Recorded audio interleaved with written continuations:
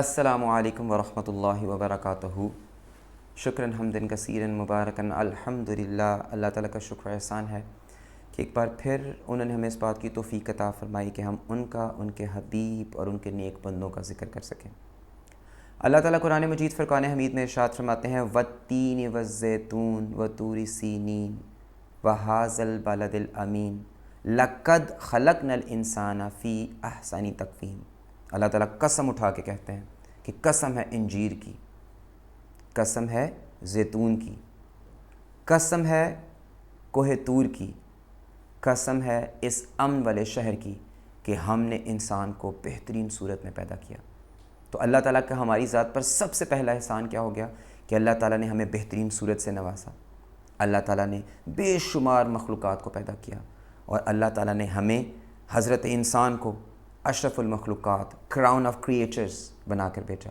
پھر خلافت کا بوجھ ہمیں دیا، یعنی اللہ تعالیٰ کی ذات نے حضرت انسان کو اس دنیا میں اپنا خلیفہ بنا کر بھیجا۔ اور آپ اس خلافت کو اگر سمجھ سکیں تو یہ بہت بڑا بوجھ ہے، یہ بہت بڑی فضیلت ہے ہمارے پہ، بہت بڑی فضیلت ہے۔ دنیاوی طور پر ایک M&A کا جو چپڑاسی ہے وہ ایمان نہیں۔ اب اپنی روزمرہ زندگی میں دیکھیں کہ جب ہم کسی پر ٹرسٹ کرتے ہیں تو ہم کیا کہ جاتے ہیں، چھوٹے یا بڑے، دکان کا دھیان رکھنا، نماز پڑھنے جا رہے ہیں، بازار کام سے جا رہے ہیں، تو جب ہم کسی پر اعتماد کرتے ہیں تو اسے کچھ نہ کچھ اختیار دے کے جاتے ہیں کہ بھئی میری غیر موجودگی میں یہ ایسے کر لینا، ایسے کر لینا یا ایسے کر لینا۔ تو ہم کس کے خلیفہ ہیں؟ اللہ تعالیٰ جو کہ صمد ہے، جو کہ بے نیاز ہے، جس کے ایک فقط کن کے اوپر زمین اور آسمان ایک ہو سکتے ہیں، اس نے ہمیں اپنا خلیفہ بنا کے بھیجا ہے۔ تو یہ کتنی بڑی ہمارے پہ اللہ تعالیٰ کی عنایت ہے، کتنی بڑی فضیلت ہے کہ ہم اس رب ذوالجلال کے خلیفہ ہیں۔ پھر اللہ تعالیٰ کی ذات نے حضرت انسان کی اصلاح کے لیے 1,24,000 پیغمبروں کو مبعوث فرمایا، اور ان میں سے سب سے لاڈلے، سب سے بہترین نبی کریم رؤوف الرحیم فخر موجودات حضرت محمد مصطفیٰ صلی اللہ علیہ وسلم کو اپنا آخری نبی بنا کر بھیجا۔ اور ایسی شخصیت ہے آپ صلی اللہ علیہ وسلم کی ذات کہ اللہ تعالیٰ قرآن پاک میں ارشاد فرماتے ہیں کہ بے شک اللہ اور اس کے فرشتے آپ صلی اللہ علیہ وسلم پر درود و سلام بھیجتے ہیں، یعنی وہ ذات پاک جس پر اللہ اور اس کے فرشتے درود و سلام بھیجتے ہیں، اللہ نے ان کو آخری نبی مبعوث فرمایا۔ انہی کے بارے میں اللہ تعالیٰ نے قرآن پاک میں ارشاد فرمایا کہ ہم نے آپ کو جہانوں کے لیے رحمت بنا کے بھیجا، یعنی اتنے شفیق انسان کو اللہ تعالیٰ نے اس دنیا میں ہمارے لیے بھیجا۔ اور پھر قرآن پاک میں اللہ کیا ارشاد فرماتے ہیں، کنتم خیر امۃ اخرجت للناس، اور تم امتوں میں بہترین امت ہو، یعنی بہترین صورت میں پیدا کیا، اشرف المخلوقات پیدا کیا، خلیفہ بنا کر بھیجا، بہترین نبی کا امتی بنا کر بھیجا، اور سب سے آخر میں ذالک الکتاب لا ریب فیہ، یہ وہ کتاب ہے جس میں کوئی شک نہیں، متقین کے لیے ہدایت ہے۔ اور قرآن یعنی اپنی آخری آسمانی کتاب کو نبی کریم رؤوف صلی اللہ علیہ وسلم کے ذریعے ہم تک پہنچایا۔ یہ اللہ تعالیٰ کے ہم پر کتنے احسانات ہیں کہ اتنے بڑے احسانات، اتنی بڑی فضائل کے بعد اللہ تعالیٰ ہمارے سے کیا ڈیمانڈ کرتا ہے کہ ہم اس کی اور اس کے رسول کی اطاعت کریں۔ وَأَطِیعُوا اللَّهَ وَأَطِیعُوا الرَّسُولَ وَلَا تُبْطِلُوا أَعْمَالَکُم، کہ اللہ اور اس کے رسول کی اطاعت کرو اور اپنے اعمال کو باطل مت کرو۔ اتنی زیادہ فضائل کے بعد، اتنی سہولتوں کے بعد، زمین و آسمان کو مسخر کرنے کے بعد، آج کل آپ حضرت انسان بالخصوص مسلمانوں کی حالت کا جائزہ لیں۔ سب سے زیادہ مسلمان اس وقت دنیا میں ذلیل و خوار ہیں۔ ایک منافقت سب سے زیادہ مسلمانوں میں ہے۔ آپ پوری دنیا میں کسی ایک ملک کی بھی مثال نہیں دے سکتے جہاں اسلام پراپرلی یعنی نافذ العمل ہے، نہیں۔ آپ کشمیر دیکھ لیں، بوسنیا دیکھ لیں، برما دیکھ لیں، فلسطین دیکھ لیں، شام دیکھ لیں، ایران دیکھ لیں، اور بے شمار چھوٹے چھوٹے علاقوں پہ کشمیر کے آپ حالات آپ کے سب کے سامنے ہیں کہ پچھلے 1 سال سے زیادہ ادھر کیا خون کی ہولی کھیلی جا رہی ہے، کتنا ظلم و ستم کیا رہتا ہے۔ الغرض کہ پوری دنیا میں اگر کوئی امت، کوئی قوم مسائل کا شکار ہے تو فقط مسلمان۔ اب ہمیں کمی کس چیز کی ہے؟ اتنی یعنی چیزوں کے بعد ہم لوگ سب سے زیادہ پس رہے ہیں۔ آپس میں ہم اپنے آپ کو ایک امت نہیں کہہ سکتے کہ ہمارے اعمال ایسے ہیں کہ امت والے ہیں، بالکل بھی نہیں۔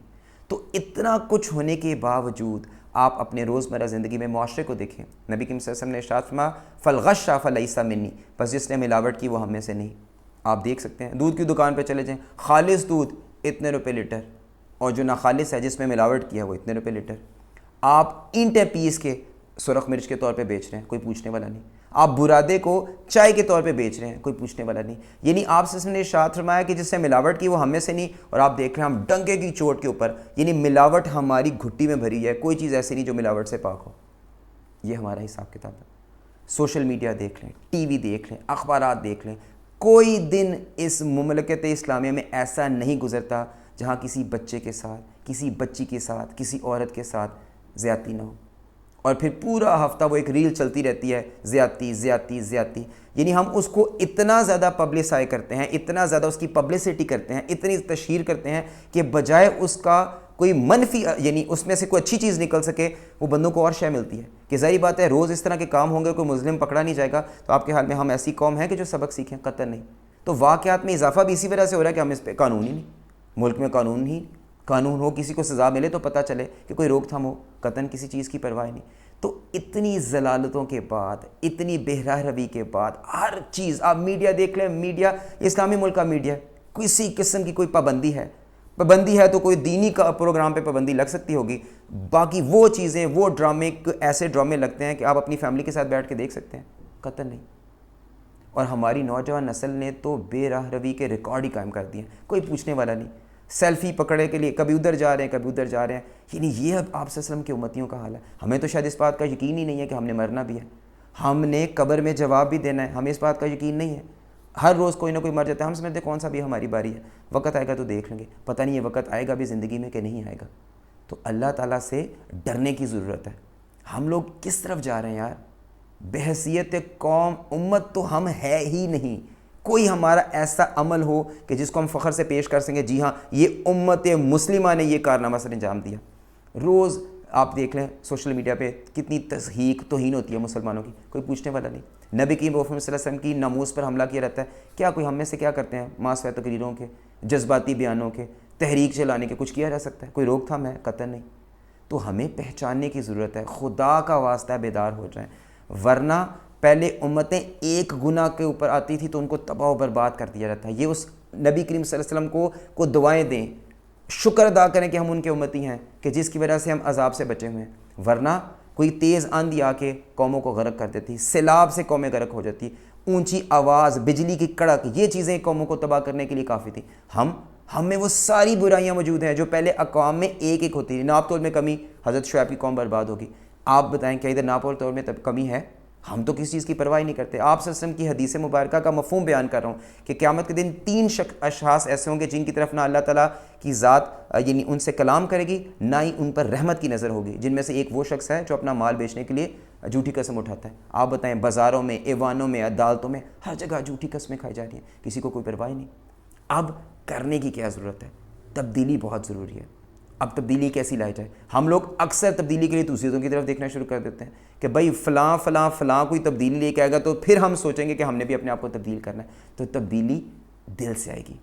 خصوصی طور پر خدا را میں اپنی نوجوان نسل سے کہتا ہوں, خدا کے واسطے توازن پیدا کرنے کی کوشش کریں. میں قطعاً یہ نہیں کہہ رہا کہ آپ مسلح لے کے باہر نکل جائیں یا مسجد میں جا کے بیٹھ جائیں یا ہر وقت قرآن کی تلاوت کرتے رہیں. کم از کم توازن تو زندگی میں لے کے آئیں یار. کہ اگر آپ 10 گھنٹے اپنی دنیاوی مشاغل میں لگے رہتے ہیں اور خدا کا واسطہ کوئی 2 گھنٹے کو 1 گھنٹہ دین کے لیے بھی نکالنے کی کوشش کریں. پورے دن میں نہیں نکال سکتے, ہفتے میں 1 بار نکال لیں یار. ہم نے اللہ کو جواب دینا, یہ ہماری ذمہ داری ہے. ہم نے اپنی اس قوم کو تبدیل کرنا ہے. یہ بوڑھوں نے تبدیل نہیں کرنا, نوجوانوں نے تبدیل کرنا ہے. اس کے لیے اپنے آپ کو تیار کریں, اپنے اندر تبدیلی لے کے. اچھا اب تبدیلی کیسے آئے گی؟ دیکھیں, جب اللہ تعالیٰ کی ذات نے آپ صلی اللہ علیہ وسلم کو آخری نبی بنا کر بھیجا تو اس زمانے کو زمانہ جاہلیت کہا جاتا ہے, جس وقت صرف ایک یعنی اصول تھا, جس کی لاٹھی اس کی بھینس. 20 30 سال تک معمولی باتوں پہ لڑائی جھگڑے ہوتے تھے جو نسلوں تک جاری رہتے تھے. عورت کو کوئی مقام حاصل نہیں تھا, کسی غریب کو, کسی کمزور کو تو کسی قسم کا حق ہی حاصل نہیں تھا. ایسے حالات میں نبی کریم صلی اللہ علیہ وسلم کو آخری نبی کے طور پہ آپ اللہ تعالیٰ نے مبعوث کیا مکہ کے اندر. اور آپ صلی اللہ علیہ وسلم نے کیا کیا؟ آپ صلی اللہ علیہ وسلم نے سب سے پہلے ایک چیز پیش کی, کردار پیش کیا. اب ہم بھی جس دنیا میں رہ رہے ہیں, یہ میں تو یہ سمجھتا ہوں یہ زمانہ جہالیت سے بھی کوئی آگے کے زمانہ جس میں ہم لوگ رہ رہے ہیں کہ کسی قسم کا کوئی احساس نہیں. آپ قتل کر دیں, تو اس کے بعد زندہ باد عدالتیں آپ کو بری کر دیں گی, آپ کو ثبوت ہی نہیں ملیں گے. آپ کچھ مرضی کرپشن کے درجنہ کیس آپ کو دیکھیں گے, کسی کا فیصلہ ہوا؟ کچھ بھی نہیں. تو اصل بات یہ ہے ثبوت نہیں جی مل رہے. تو بات یہ ہے کہ ہم جس زمانے میں رہ رہے ہیں یہ بھی بس آپ سمجھ لیں کہ زمانے جاہلیت کے آس پاس کا کوئی زمانہ ہے. اب ہم نے اس میں تبدیلی لے کے آنی ہے. کیسے تبدیلی لے کے آنی ہے؟ تبدیلی آئے گی آپ کے دل سے, آپ کی سوچ سے تبدیلی آئے گی. کیسے؟ نبی کریم صلی اللہ علیہ وسلم نے کردار پیش کیا. وہی ذات ہے آپ صلی اللہ علیہ وسلم کی جو کہ کفار بھی اس بات کو ماننے کو تیار تھے کہ بھائی جو بھی آپ صلی اللہ علیہ وسلم کی ذات مبارکہ ہے وہ صادق اور امین ہے, سچے ہیں, امانت دار ہیں. دشمنی کے باوجود بھی اپنی امانتیں آپ صلی اللہ علیہ وسلم کو لے کر آپ کے پاس رکھوا کر جاتے تھے. تو ہم نے کیا کرنا ہے؟ ہم نے بھی اپنے اندر سب سے پہلے کردار پیش کرنا ہے. اور کردار پیش کرنے کے لیے سب سے اہم چیز کیا ہے؟ سب سے اہم چیز کیا ہے کردار پیش کرنے کے لیے؟ کہ ہم نے سچ بولنا ہے, ہم نے غیبت نہیں کرنی, ہم نے اپنے اخلاق کو بہتر بنانا ہے. اور آپ یقین کریں آپ میں یہ فقط صرف یہ 3 چیزیں آ جائیں تو آپ کے آس پاس کے لوگ آپ کے کردار سے متاثر ہو کر آہستہ آہستہ اس قافلے میں آپ کا ساتھ دینا شروع کر دیں گے. ہمارے نزدیک ایک اقبال نے بہت خوبصورت شعر کہا ہے, اور وہ شعر کیا ہے کہ عالم ہے فقط مومن جاں باز کی میراث, مومن نہیں جو صاحب لولاک نہیں ہے. اس میں جو فقط ہے بڑا خوبصورت ہے. اقبال فرماتے ہیں کہ یہ پوری کائنات مومن کی میراث ہے, مومن کے لیے ہے, وہ اس کو ایکسپلور کرے. اور مومن نے کرنا کیا ہے؟ مومن کی کیا نشانی ہے؟ مومن کیا ہے؟ جو صاحب لولاک نہیں ہے. کہ کیا مطلب ہے؟ کہ جو فقط ایک چیز کو ذہن میں رکھے, کیا کہ اس کائنات کی تخلیق کے پیچھے اگر اللہ اپنا اظہار چاہتے تھے تو ساتھ ساتھ اس کائنات کی تخلیق میں ایک راز یہ بھی ہے کہ اللہ تعالیٰ نے اس کائنات کو نبی کریم صلی اللہ علیہ وسلم کی محبت میں پیدا کیا.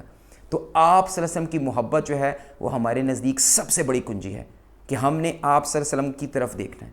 آپ صلی اللہ علیہ وسلم کی طرف دیکھنے سے مراد کیا ہے؟ کہ آپ صلی اللہ علیہ وسلم کے کردار کی طرف دیکھنا ہے. اللہ تعالیٰ قرآن مجید میں کیا ارشاد فرماتے ہیں کہ تمہارے لیے نبی کریم صلی اللہ علیہ وسلم کی زندگی میں بہترین نمونہ ہے. ہم کچھ بھی ہیں, ہم استاد ہیں, ہم ڈاکٹر ہیں, ہم تاجر ہیں, ہم بیٹے ہیں, ہم باپ ہیں, ہم کچھ بھی ہیں, سپہ سالار ہیں, ہم کچھ بھی ہیں. ہمارے نزدیک نبی کریم صلی اللہ علیہ وسلم کی زندگی میں بہترین نمونہ ہے. ہم یہ نہیں کہہ سکتے کہ ہم یہ کام کریں تو آپ صلی اللہ علیہ وسلم نے تو یہ کام کیا نہیں. ان کا اخلاق, ہم ان کے اخلاق میں دیکھیں آپ صلی اللہ علیہ وسلم نے کبھی اپنی زندگی میں حیات مبارکہ میں جھوٹ نہیں بولا. ہم کوشش کریں کہ انیشلی طور پہ اگر ہم کچھ کر سکتے ہیں تو سب سے پہلے ہم نے جھوٹ نہیں بولنا. ہم نے غیبت نہیں کرنی. غیبت بہت بیماریوں کی جڑ ہے. کیوں؟ کیونکہ جب ہم غیبت کرتے ہیں تو ہم دوسرے کے دل میں اپنی نفرت کے جذبات پیدا کرتے ہیں. غیبت نہیں کرنی, جھوٹ نہیں بولنا. اور تیسرے نمبر پہ ہم نے اپنے اخلاق کو اچھا بنانا ہے. اچھا اخلاق قیامت کے دن اللہ تعالیٰ کے جو پسندیدہ 3 بندے ہوں گے ان میں سے ایک بندہ کون سا ہوگا؟ وہ جس کا اخلاق اچھا ہوگا. اور اخلاق کو اچھا کرنے کے لیے عاجزی پیدا کرنا بہت ضروری ہے. بندوں کو سلام میں پہل کرنا بہت ضروری ہے. یہ چیز تو ہو گئی جس سے ہم نے اپنے کردار کو بہتر بنانا ہے. دوسرے نمبر پہ علم بہت ضروری ہے, آگاہی بہت ضروری ہے. آگاہی میں خدا را روز عادت بنائیں 10 منٹ 15 منٹ 20 منٹ قرآن پاک کی تلاوت کریں اور قرآن پاک کو سمجھنے کی کوشش کریں کہ قرآن پاک میں اللہ نے لکھا کیا ہے. ہم تو رٹو طوطوں کی طرح بس پڑھتے جاتے ہیں اور ہم نے فکس کر رکھی ہے صبح سورہ یاسین, رات کو سونے سے پہلے سورہ ملک یا سورہ واقعہ. خدا را قرآن پاک فقط اس لیے نہیں نازل کیا گیا کہ ہم کچھ صورتوں کو پکڑ کے صبح شام ان کا ذکر کریں. قرآن پاک نصیحت ہے. کس کے لیے نصیحت ہے؟ جو سمجھنا چاہتے ہیں, جو چیزوں کو بہتر کرنا چاہتے ہیں. فطرت کو سمجھنے کے لیے قرآن سے بہتر کوئی کتاب نہیں ہے. تو قرآن پاک کا مطالعہ ضروری ہے. ایک حدیث کا مطالعہ ضروری ہے. آپ یقین مانیں آپ مہینے میں کسی ایک حدیث پر عمل کرنا شروع کر دیں, میرے حساب سے یہ بہت ہے. کسی ایک حدیث کو پکڑ لیں کہ جس پر آپ نے عمل کرنا ہے پورے مہینے کے اندر, یہ کافی ہے. حدیث کے پر عمل کرنے کے ساتھ ساتھ اس کے علم کے ساتھ ساتھ دنیا کا علم ہونا بہت ضروری ہے. جس چیز کا مجھے سب سے زیادہ شکوہ ہے اپنے علماء حضرات سے وہ یہ ہے کہ ہم 8 سال کا درس نظامی تو کر لیتے ہیں لیکن وہ کرنے کے بعد ہم اس دنیا سے بالکل نابلد ہوتے ہیں. یعنی ہمارا اتنی ریاضت اتنی محنت کے بعد ہم فقط مقید ہو جاتے ہیں کس کے؟ ایک مسجد کے لیے. وہ بندہ جس نے درس نظامی کیا باہر کی دنیا کے لیے وہ بالکل, یعنی میں یہ تو نہیں کہتا اللہ مجھے معاف کر کے وہ بیکار ہو جاتا ہے, لیکن دنیاوی علم کا ہونا بہت ضروری ہے. جب تک آپ میں توازن نہیں آئے گا آپ اس دنیا میں کامیاب زندگی نہیں گزار سکتے. تو علم حاصل کرنا بہت ضروری ہے. کیوں جی علم حاصل کریں؟ ایک نمبر 1 قرآن کا علم, حدیث کا علم اور دنیا داری کا علم ہونا بہت ضروری ہے. دیکھیں دنیا میں جتنی ترقی امریکہ نے کی وہ اپنے علم کی بیس پہ کی. چائنا نے آج جو ترقی کی وہ اپنے علم کی بیس پہ کی. قرآن اور حدیث کا علم اپنے دل میں اللہ کا خوف پیدا کرنے کے لیے ہم نے حاصل کرنا ہے. اور دنیاوی کامیابی میں دینی علم بہت ضروری ہے لیکن ساتھ ساتھ دنیاوی علم کا ہونا بھی بہت ضروری ہے. تو دوسری چیز کیا ہو گئی کہ ہم نے علم حاصل کرنا ہے. اور تیسرے نمبر پہ ہم نے کیا کام کرنا ہے؟ دیکھیں جی، ہم اگر بہترین امت ہیں تو ہم بہترین امت اس لیے ہیں کہ ہم نیکی کا حکم دیتے ہیں اور برائی سے روکتے ہیں. تو تیسرے نمبر پہ ہم نے آہستہ آہستہ اپنے کردار کو بہتر کرنے کے ساتھ ساتھ اپنے یعنی جو آس پاس کے بندے ہیں ان کو تبلیغ کرنی ہے. کردار اچھا ہوگا تو تبلیغ کرنے میں آسانی ہوگی. اور تبلیغ کرنے کے لیے کیا چیز ضروری ہے؟ تبلیغ کرنے کے لیے یہ چیز ضروری ہے کہ آپس میں ہمسایوں کا خیال کریں، مسجد میں جا کے نماز پڑھیں، کوشش کریں نماز جماعت کے ساتھ پڑھیں تاکہ زیادہ سے زیادہ لوگوں کے ساتھ ہمارا انٹریکشن ہو سکے. اگر جتنے زیادہ بندوں کے ساتھ ہمارا میل ملاپ ہوگا، ہم اپنے پیغام کو اپنے کردار کے ذریعے زیادہ اچھے طریقے سے یعنی ہم اس کو پیش کر سکیں گے. اور دیکھیں، نبی کریم صلی اللہ علیہ وسلم سے بڑھ کر کوئی ذات نہیں.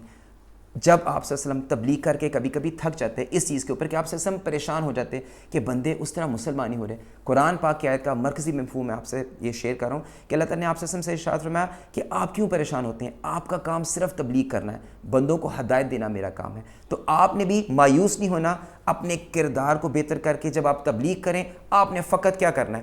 آپ نے صرف کوشش کرنی ہے. قرآن پاک میں اللہ تعالیٰ کیا ارشاد فرماتے ہیں کہ انسان کے لیے وہی کچھ ہے جس کی وہ کوشش کرتا ہے، اور قیامت کے دن اللہ تعالیٰ اسی کوشش کے بارے میں سوال کرے گا. اللہ نے ہماری نیتوں کو دیکھنا ہے کہ ہم نے کتنے خلوص کے ساتھ کوشش کی اس امت کو جوڑنے کے لیے، اس امت کی اصلاح کے لیے ہم نے کتنی کوشش کی.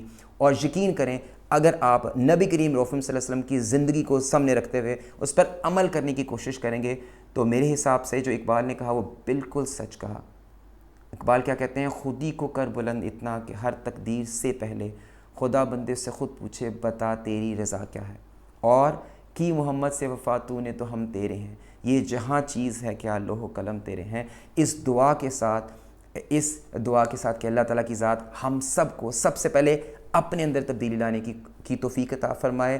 بالخصوص اس وقت کے صدقے اللہ تعالیٰ کی ذات ہماری اس نوجوان نسل کو ہدایت عطا فرمائے، دین کی طرف راغب کرے، اپنے کردار کو بہتر بنانے کی کوشش کرے تاکہ جو عالم اسلام کو مسائل ہیں ہم مل کے بحیثیت امت اس کے حل کے لیے اپنا کردار پیش کر سکیں. وما علینا الا البلاغ.